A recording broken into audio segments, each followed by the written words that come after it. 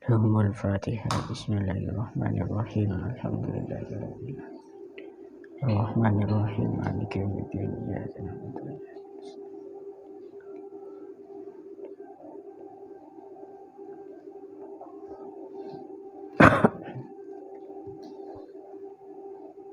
Bismillahirrahmanirrahim. Faqad qala al-mu'allif rahimahullahu ta'ala wa nafa'ana bihi wa bi'ulumihi wa bi asrarihi fid dharain amin Allahumma amin. Bismillahirrahmanirrahim. Na'am law waqa'a mas'alatun bainaka wa baina shakhsin aw qaumin wa kanat iradatuka fiha ay yadhhara al-haqqu wa la yadi'a jazal bahsu. Na'am iyo bener alla tunadiru ahadan itu lawwaqa'ah lamun tumibo apa mas'alatun siji masalah bainakah ing dalem antarane sira wa baina sakhsin lan ing dalem antarane wong suwiji aw qaumin utawa kaum wa kanat lan ono apa iradatuka karep sira apa iradatuka karep sira fiha ing dalem masalah iku ayyadhara yento pertelo apa al-haqqu perkara kang hak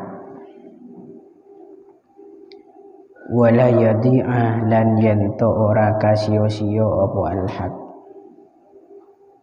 lan yento ora kasio-sio apa al-haq atau kenging sampean i'robi iku ayyudhira yento mertelaaken sapa wong kenging atau ayyudhara yento den jelasaken apa al-haqqu perkara kang hak wala yudayya'a itu juga bisa lan ora den sia-siaaken apa al-haq jaza maka wenang apa al-bahsu ngrembug apa al-bahsu ngrembug lakin litil kal iradati tetapine iku kaduwe mengkono-mengkono kekarepan alamatani utawi tetenger loro ihdahuma kang utawi salah sijine alamatani iku alla tufarriqa yen to orang bedaaken sapa sira baina ayyang kasyifa ing dalam antarane yen to kabuka atau terungkap apa al-haqqu perkara kang hak ala lisanika ing atase lesan sira au ala lisani ghairika utawa ing atase lesane sakliyane sira wasaniyatu utawi kang kaping pindho iku ayyakuna yen ta ono apa al-bahsu ngrembug fil khala'i ing dalem tingkah persepen iku ahabba luweh demenaken iku ahabba luweh demenaken ilaikah maring sira min ayyakuna tenimbang yen to ono apa al-bahsu iku fil mala'i ing dalem panggonan kang rame iku fil mala'i ing dalem panggonan kang rame. Bismillahirrahmanirrahim. Kemarin kita dinasihati tentang 4 hal yang tidak boleh dilakukan demi menyelamatkan kita daripada kecelakaan nanti di yaumil qiyamah. Karena jika 4 hal ini nanti dilanggar, maka ilmu kita justru akan menjadi musuh kita nanti di yaumil qiyamah. Yang pertama itu kita sebisa mungkin untuk tidak berdebat, berdialog dengan siapapun terkait masalah ilmu. Kenapa? Karena madorotnya, bahayanya itu jauh lebih besar dibandingkan manfaatnya.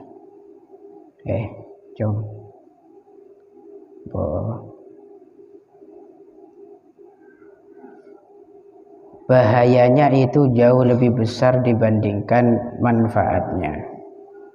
Kenapa? Kok bisa demikian? Karena penyakit yang ada di dalam hati, contoh seperti riya, hasud atau hasad, kemudian sombong, kemudian dendam dan permusuhan, kemudian bangga-banggaan, itu semuanya bermuara pada satu kegiatan dialog tersebut. Atau bisa dibalik, dialog itu sumbernya itu berasal daripada penyakit-penyakit yang ada di dalam hati kita, akan menimbulkan iri dan dengki, atau juga ditimbulkan oleh penyakit iri dan dengki. Makanya Imam Ghazali sebagai antisipasi kita agar kita bisa lebih selamat, jangan sampai kita memilih berdebat kalau masih kita punya kemampuan untuk diam, atau punya alternatif untuk lebih aman daripada hati kita. Karena yang kita harus jaga betul, jangan sampai hati kita itu kena sebuah penyakit. Penyakit hati ini sulit diobati dibandingkan penyakit dohir. Kalau penyakit dohir itu jelas ada pak dokter yang nanti memiliki solusi untuk menyembuhkan gitu. Namun jika penyakit batin itu Masya Allah, cara menyembuhkannya itu banyak tahapan, termasuk dengan menjauhi teman yang buruk, kemudian dengan mujahadah, merangin nafsu, kemudian dengan riyadhah, terakat melawan hawa nafsu, kemudian dengan asumsi ilmu setiap harinya yang bisa mengantarkan kita pada kesadaran, dan juga atas pertolongan dan bimbingan serta taufik daripada Gusti Allah. Itu tahapannya banyak dan ruwet. Tapi banyak orang yang tak begitu peduli terhadap penyakit ini. Itu ini kasih paling bahaya. Angoran mende pada pele. Kalau kita disuruh memilih antara penyakit batin dan penyakit dohir, itu lebih aman penyakit dohir. Karena penyakit dohir itu tantangannya hanya menahan rasa sakit dan tidak bahaya kepada orang lain. Kita ini tidak berdosa. Cuma jika penyakit itu penyakit hati, maka semua daripada organ tubuh kita itu akan buruk semuanya dan akan berisiko pada orang lain. Coba kita misalkan punya penyakit iri, iri, kita ini rusak, kebahagiaan kita rusak, kemudian hubungan dengan teman akan semakin jauh, dan musuh selalu ada di hadapan kita. Pas berenga kibi penyakit takabur lagi, sombong, ya tambah tak karuan odin. Sepanjang hidup dia akan merasakan siksaan, belum lagi nanti di yaumil qiyamah, belum orang yang nanti kamu celakai hasil daripada penyakit itu. Jadi rentetannya banyak kalau penyakit-penyakit hati. Makanya Imam Ghazali sangat-sangat detail dalam menjelaskan semua ini agar tidak terjadi hal-hal yang semacam itu. Mari penyakit makle atina sampean itu tak perlu. walaupun berawal dari sebuah perdebatan atau dialog saja, tapi itu nanti akan bermuara dan juga bahkan akan menimbulkan penyakit-penyakit hati. Naam, baik, memang demikian. Law waqa'a mas'alatun bainaka, namun nanti jika ada satu masalah di antara dirimu dan juga di antara orang lain, antara dirimu dan orang lain, atau kamu punya masalah yang terjadi antara kamu dan kaum, berarti ini orang banyak, melibatkan orang banyak. Kemudian kamu punya keinginan untuk menampakkan sebuah kebenaran, tidak menyia-nyiakan kebenaran tersebut, maka boleh saat itu kita melakukan sebuah pengkajian, al-bahthu, melakukan dialog ilmiah, melakukan sebuah debat ilmiah, itu boleh. Kenapa kok boleh? Karena ada sabab yang memperbolehkan. Apa sababnya? Keinginan untuk menyampaikan dan mengungkap sebuah kebenaran. Makanya kebenaran itu tidak pernah terbatasi oleh tempat, tak pernah terbatasi oleh kondisi, tidak pernah terbatasi oleh waktu. Kebenaran itu kapanpun, dimanapun, kepada siapapun, dari siapapun, itu harus diungkap. Kayak ini, kebenaran itu dimanapun tak pernah terbatas. Serabai orang kudu wajib menyampaikan kebenaran. Al-qaulu bil ma'ruf wajib, wal qaulu bil haqqi wajib, wal amru bil ma'ruf wajib. Itu kaidahnya demikian. Berbicara yang baik, berbicara kebenaran, menyampaikan kebenaran, itu hukumnya wajib. Sehingga muqabilul mafhum mukhalafahnya, orang dilarang dan haram mengatakan sesuatu yang tidak benar, alias berbohong. Gitu kan? Akan tetapi untuk mengetahui orang ini betul-betul ingin mengungkap kebenaran, itu tandanya apa, Pak? Karena banyak orang ngajak diskusi, narasi yang dibuat itu seolah-olah ingin mengungkap kebenaran, tapi pada ujungnya nanti menjatuhkan kawan atau membentuk sebuah provokasi atau membentuk sebuah permusuhan. Kan pasti ada ciri-cirinya orang ini betul-betul ikhlas dalam dialog atau membahas ilmu. Itu apa ciri-cirinya? Tandanya apa? Di sini disebut oleh Imam Ghazali ada dua tanda. Orang ini yang betul-betul ikhlas ingin mengungkap kebenaran. Yang pertama, alla tufarriqu baina ayyan kashifal haq ala lisanik aw ala lisani ghairik. Orang tersebut itu tidak membeda-bedakan entah kebenaran diungkap oleh dirinya atau diungkap oleh orang lain, tetaplah kebenaran. Misalkan begini, kita berdebat sekarang, kemudian kebenaran ada pada orang lain, jawaban yang benar dari orang lain, maka kita sebagai orang yang ikhlas untuk mengajak diskusi harusnya menerima apa yang menjadi pendapat orang lain tersebut. Kenapa? Karena itu pendapat benar adanya. Itu tanda yang pertama. Jadi orang ini kan pancen ikhlas bentulus, dalam belajar, dalam diskusi, dalam mengungkap kebenaran. Siapapun yang menyampaikan, kalau itu benar maka diambil. Kadang kan ada orang jika diskusi kok pendapatnya itu tidak diambil, menurut dia itu benar, tapi kesepakatan forum di situ keliru, maka lalu dia itu sedih, bahkan marah, bahkan tersinggung, bahkan menyimpan rasa dendam. Itu keliru. Nah ini yang dikhawatirkan oleh beberapa ulama dalam musyawarah jika bersama dengan orang yang semacam itu. Makanya tujuan musyawarah itu atau diskusi itu kan listikhrajis shawab, mengeluarkan jawaban-jawaban yang benar. Itu kan tujuannya. Berarti wes patek wes. Kalau jawaban benar itu sudah keluar, siapapun harus nerima. Dari siapa itu? Dari siapa saja. Kebenaran itu siapapun pasti harus nerima kan. Contoh, kamu punya musuh.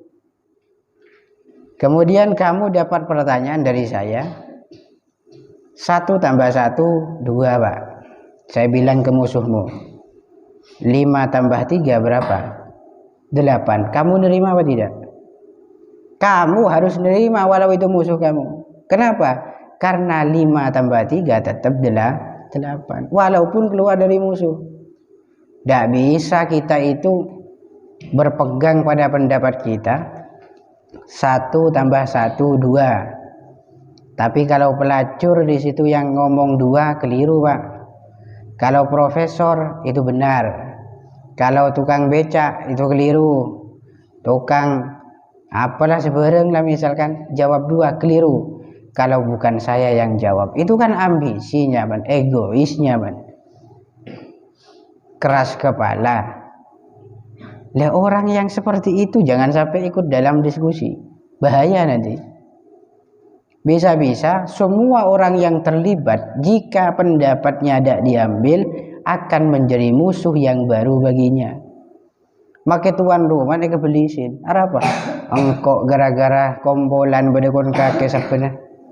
Engkau lenyap pakai jawaban cek ma pananjan kau lah. Bendernya kau arah apa mati kalah tang pendapat. Lemon pancen ambisius untuk jawaban anda agar diterima. Ya tahu saya debat kena. Suruh ceramah bi TV an bela. Le bener TV kan gitu kan. Ini tanda pertama. Orang ini betul-betul ingin mengungkap kebenaran. Yang kedua, ayyakuna al-bahsu fil khala ahabba ilaika min ayyakuna fil mala. Mengungkap ilmu atau membahas mengkaji ilmu atau mengkaji sebuah masalah di tempat yang sepi itu jauh lebih dia senangi dibandingkan di tempat yang ramai.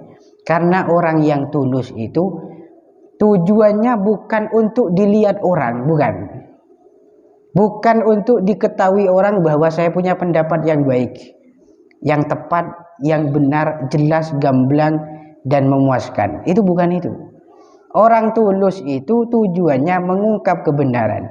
Kebenaran itu walaupun di tempat yang sepi, yang penting sampai pada tujuan kepada orang yang dimaksud itu sudah cukup.